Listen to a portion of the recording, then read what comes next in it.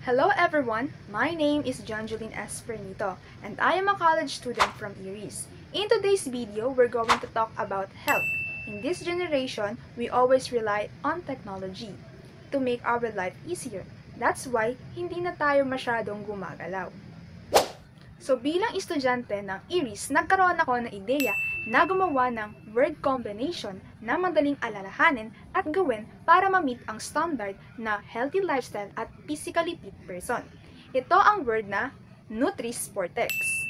Ano nga ba ang Nutri-Sportex? Ang Nutri-Sportex ay kinuha ko sa word na nutri, nutrition, eat right, sport, sport as fun hobby, at X naman para sa exercise. Kasi, sabi ng teacher namin, dapat din daw ay mag-exercise kami.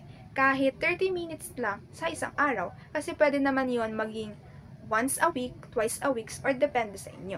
Kaya, isi-share ko ngayon ang mga nutritious food na kinakain ko, sports na favorite ko, at exercise na natutunan ko sa PE class namin.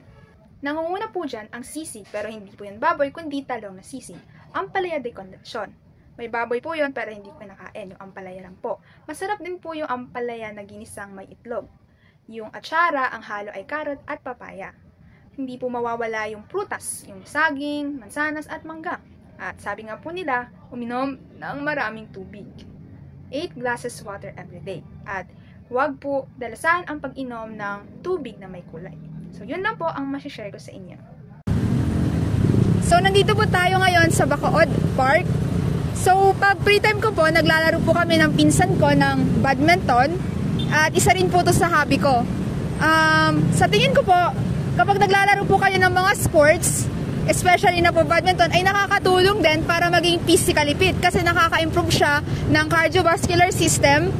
At agility din yun po at reaction time. So, ano po ba hinihintay natin? Tara!